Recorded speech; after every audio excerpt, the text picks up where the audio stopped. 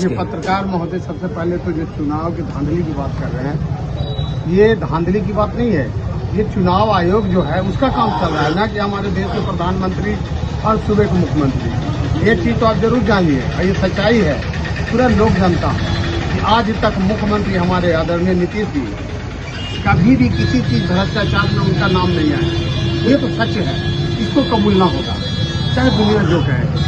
मुख्यमंत्री जी पर कोई भ्रष्टाचार का आरोप नहीं है। और जहां तक वोटर लिस्ट में नाम संशोधन की बात चले, वो आयोग का काम है, ना कि हमारे मोदी जी का और बीजेपी का काम है।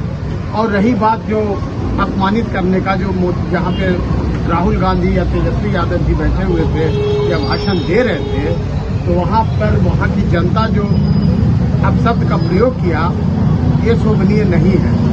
और जब राहुल जी खासतौर कर रहे थे तो उसको सोच विचार के करना चाहिए, क्योंकि देश के प्रधानमंत्री हैं और सबका प्रधानमंत्री है। इससे विदेशों में अच्छा मैसेज नहीं जाता है कि हमारे देश के अंदर ही देश के प्रधानमंत्री की बदनामी हो रही है, उनकी मां को गाली दी जा रही है।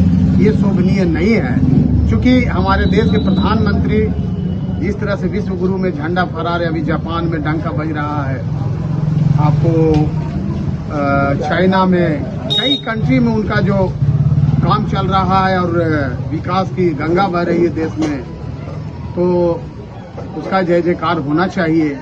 और वो भी एक अति पिछड़ा का बेटा है और मैं भी अति पिछड़ा का बेटा हूँ, तो दुख तो होता है कि किसी का भी माँ हो। विपक्ष का मतलब ये नहीं है कि आप किसी को गाली सुनवाइएगा या गाली दिलवाइएगा।